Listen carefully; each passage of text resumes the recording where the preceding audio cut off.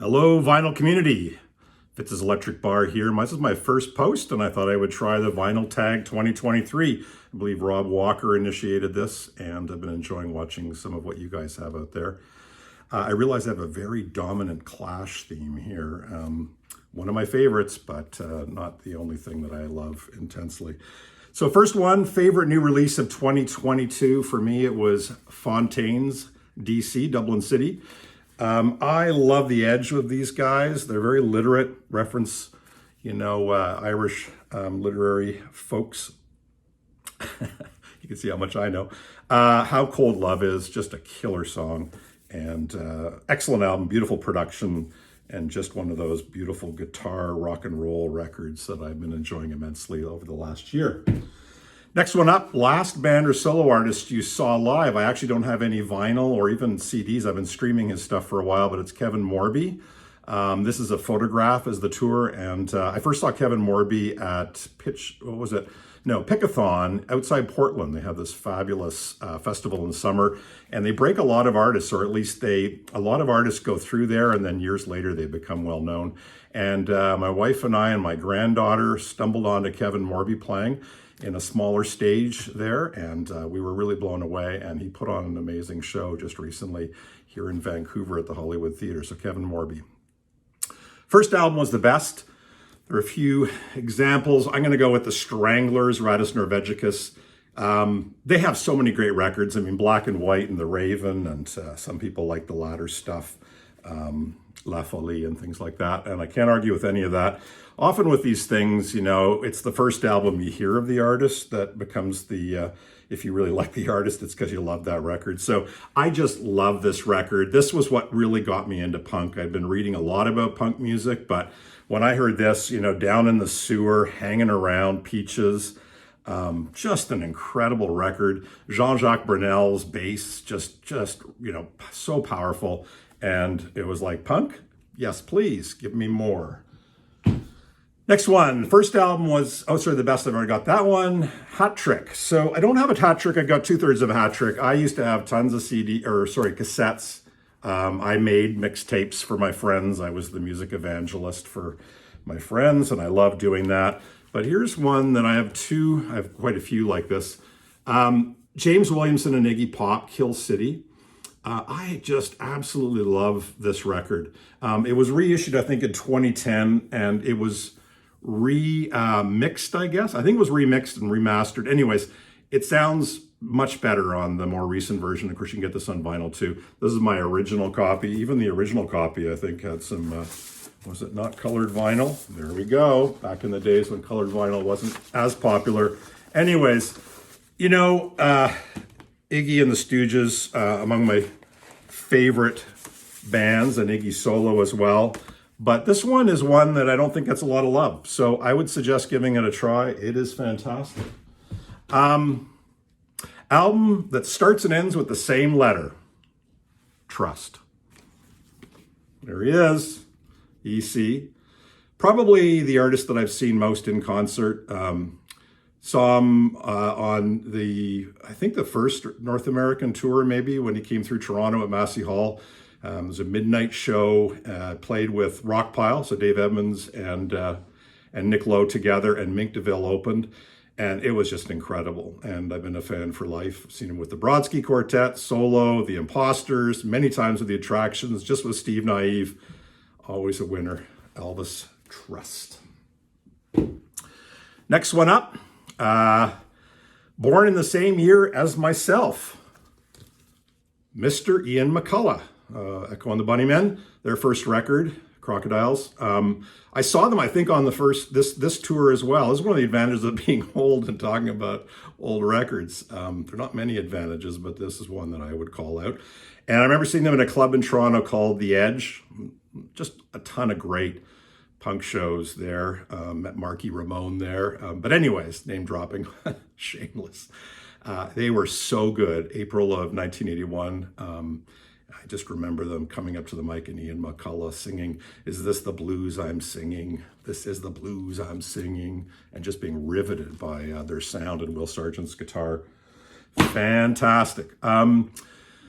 Next one, most listened to album in 2022. Okay, so this one I listened to a lot through streaming, and I don't have vinyl, so I'm kind of cheating here. But I recently got the CD. Vinyl right now is very expensive and hard to find, at least.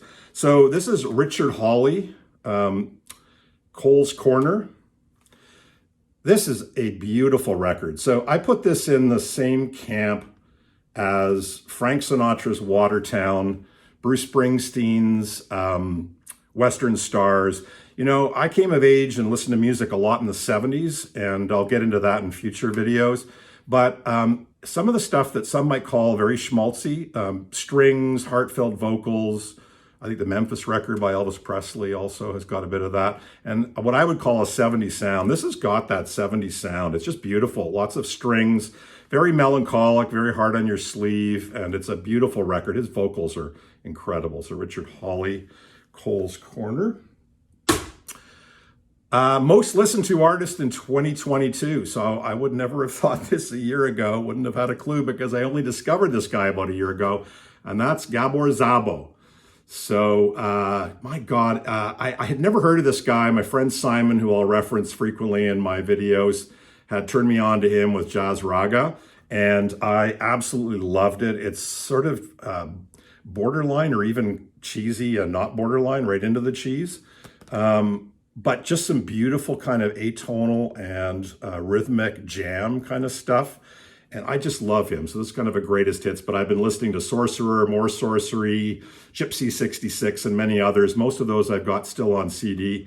And what I'm trying to do is the stuff that percolates through that I absolutely love is start to see if I can find them secondhand on vinyl. And that'll be a wonderful addition to my collection. So looking for that. Australian artist or band that I love. Again, not on vinyl, so I'm going to be on the lookout for it. The Go-Betweens. Some of you may know there's some really cool, these little box sets that you can get off of Amazon, and they can be just insanely cheap. So don't expect that the audio quality is incredible, but as Mazzy says, it's just about the music, stupid. So of course we want good sound as well, but sometimes, you know, a sampler with at least something you can kind of look at. So they've got many of their albums in here, and I love them. Just fantastic, you know, Streets of Our Town and Right Here, and just beautiful jangly pop, but with lyrics that are, once you really listen to them, you realize, wow, these things really carry a punch. So awesome. The Go-Betweens. Surprising purchase of 2022. So background on this is, I've been hearing for years about Sun Ra, and I've listened to Sun Ra, and I'm like, I respect Sun Ra, but I can't get into Sun Ra. It's just so hard, you know? And I've been obviously going into the, you know, through the wrong doors. And once again, Simon said to me when he was visiting from Australia this spring, said, you got to give this record a go. Sorry for the ring reflection. And that's Languidity. Oh my God, this record, there's not as much going on as the other Sun Ra albums, or many of them that I've heard. Of course, there's 6 million Sun Ra records. But there's this quiet intensity. One of the songs sounds like, I don't know, a Louisiana or a New Orleans funeral march. And, you know, the typical Sun Ra stuff, if I can say, even though I'm still a bit of a neophyte, is that there's stuff going on in the background, and there are things that come up, little sounds and noises and instruments that are played, you know, just on the periphery, that you pick up over time that really enhance the song and are fantastic. But the actual music itself underneath it all is extremely accessible. So if you're like me and you've heard so much and you just can't get into it, I would look for this record. It's a pretty early release. I don't have the year here. I'm going to guess it's in the 60s or maybe even the late 50s, probably 60s. No, actually, I guess it's 78, I think. Anyways, not early, but Languidity from Sun Ra. Love it. Played it again and again. An artist or a band you're complete on. So there's a lot of heft to this. So that would be, I've got many that I'm close, but you know, it's hard to be a Neil Young completist. I'm very close to an Elvis Costello completist, Patti Smith. Bob Dylan, I guess you could say, but on CDs because of that box, and I've got most of it in record as well. But it would be Talking Heads. So yeah, I've been listening to them since the first record. Absolutely love them. Fear of Music was just, I remember listening to that and thinking, this is not the same band. It was so good. Remain in Light, where they just seemed to bring together all of African influences and just created incredible rhythmic pop songs that were just explosive. And of course, this was the big smash album, I guess, Burning Down the House, among other things. The live album, I had the good fortune of seeing Talking Heads at a music festival, Heat Wave, I think it was called. Yeah, I mean, it was called Heat Wave. I think it was 1980 or 81. It was maybe the second time that they played with their full funk lineup, which was essentially what they had for Stop Making Sense. But nobody knew about it then. There was no social media. So we were watching them come out on stage, and they came out with a small lineup, not unlike they did with Stop Making Sense. But then, it was actually right when it went from day to night. So the lights started to come on the stage and all these people came out. We didn't know, I think Nona Hendrix and I think Adrian Belew. Anyways, and it just became a funk machine, right? And it was just like, oh my God. And it just blew my mind that, this band that started in 77 in CBGBs, who were incredibly minimalist and quirky, became this powerhouse of funk and polyrhythmic African influence stuff. It's amazing, the progression. So yeah, I've been collecting Talking Heads from the beginning, reading about them as well. Just fantastic. And the other fun thing is, back in the day, the 12-inch singles, right? So you get these multi 12 inches kind of on, like multi-songs. So I'm not sure which one that is. Records Are Sliding, Slippery People, Making Flippy Floppy, And She Was. This Must Be the Place, Naive Melody, Air, Houses in Motion. So all these 12-inch singles that are lots of fun. And because it's such a big collection, I'm going to put this down now. Next one is, I think I've got all my stuff here. So the next one is a great run of 3 albums. So in terms of great run of 3 albums, I'm going to put this on hold. No, I won't. I will just see if I can grab that.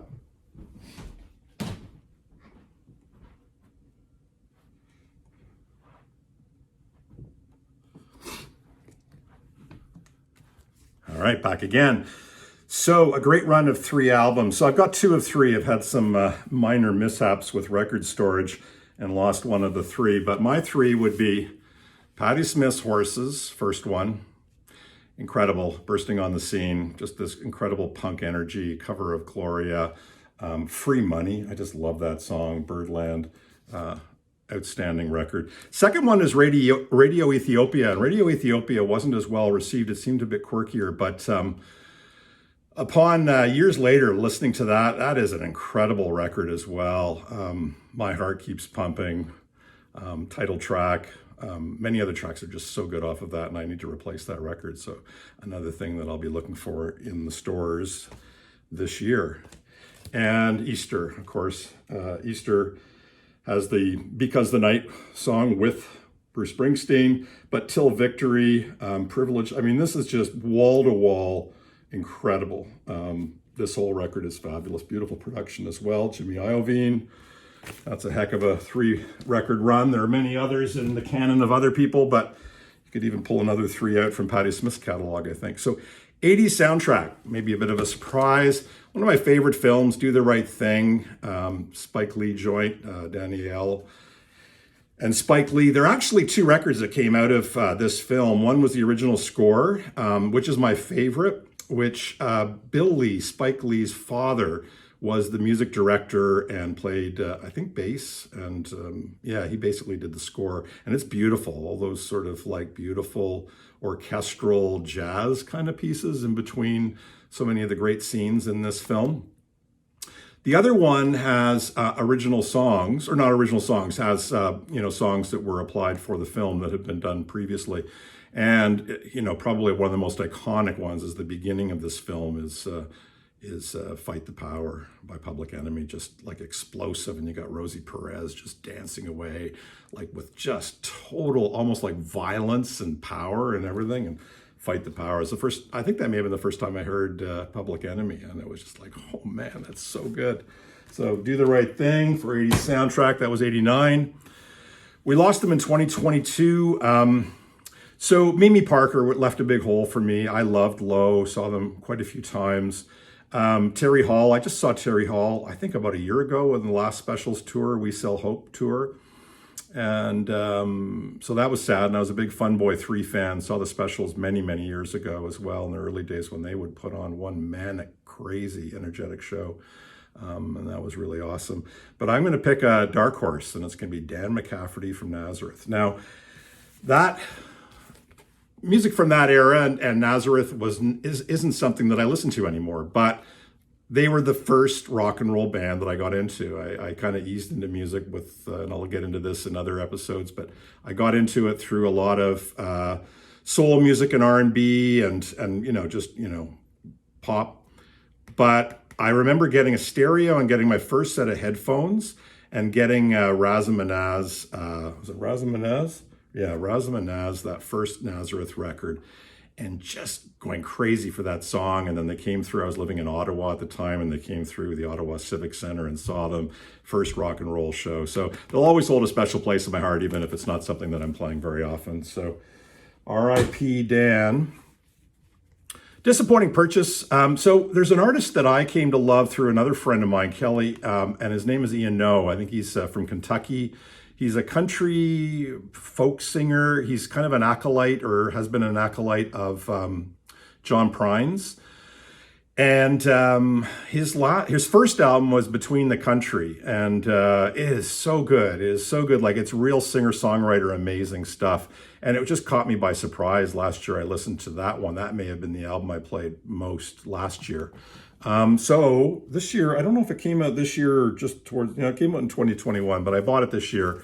And this one's called River Fools and Mountain Saints. And just to be clear, it's not that this isn't a good record. And I keep thinking that maybe it'll grow on me. But you know how it is with expectations when you have something that you absolutely love and you come in with high expectations on the next record. And for some reason, this just feels like it's a big step down, or at least it didn't hit me in the same way. So that's been my disappointment. Hoping for yet another classic from Ian No. Non-vinyl purchase has been my stereo. So my story of my stereo, very briefly, is that I had an old Marantz amp. I had EPI 100 speakers. Not an expensive system, but I got those in high school. And I always talked up about what a great system it is, and I don't ever need another system. This is the last system I need till the day I die.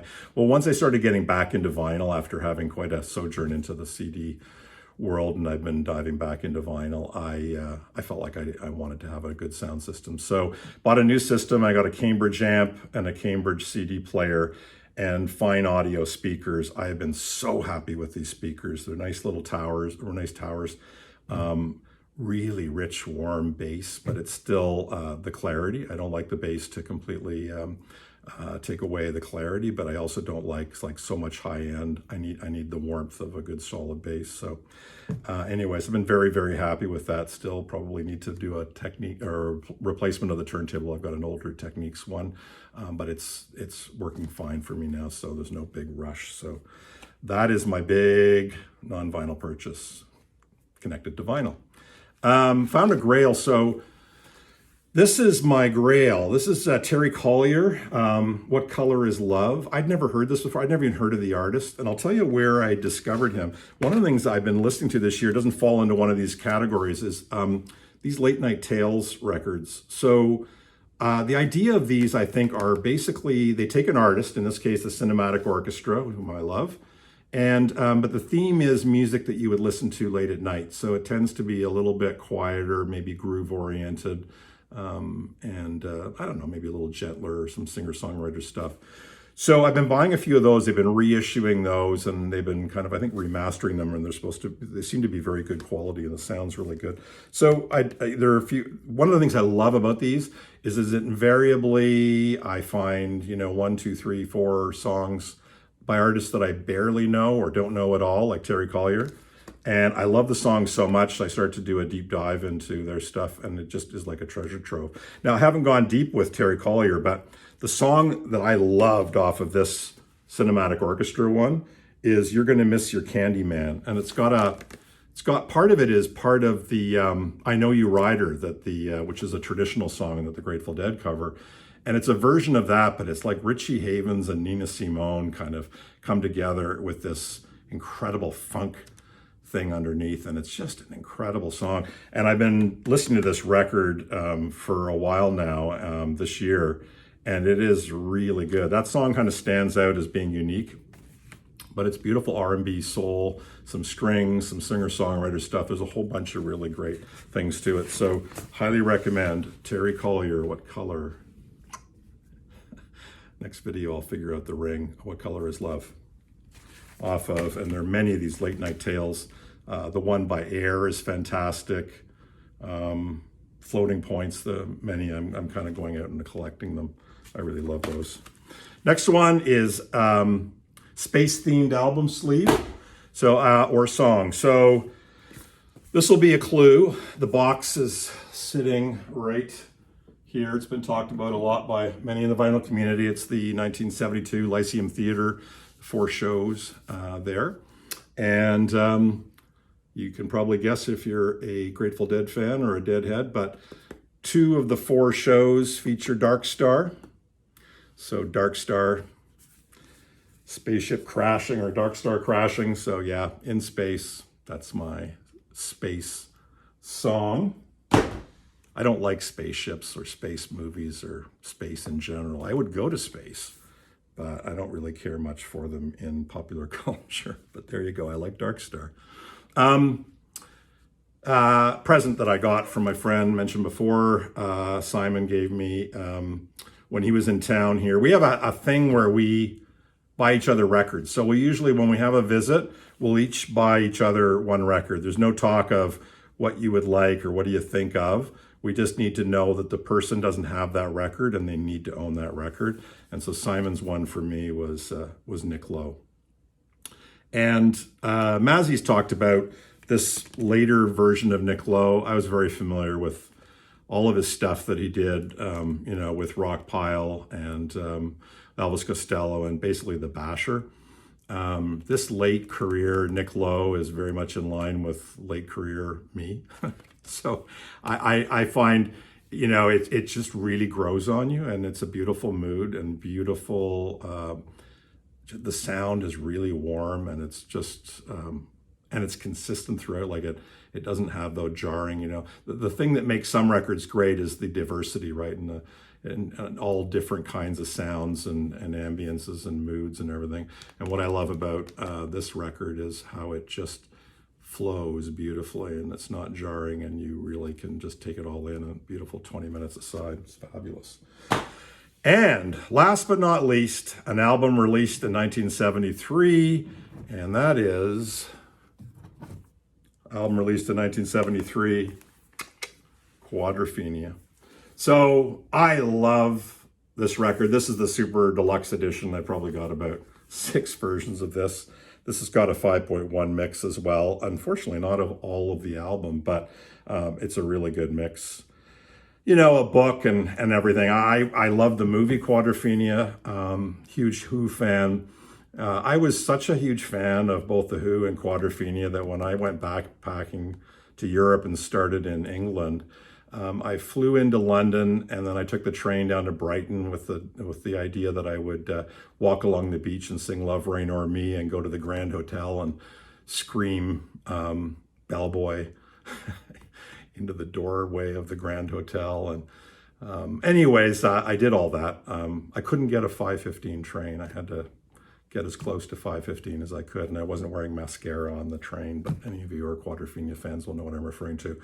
But holy smokes, 1973. There are so many great records from 73, but I gotta say Quadrophenia.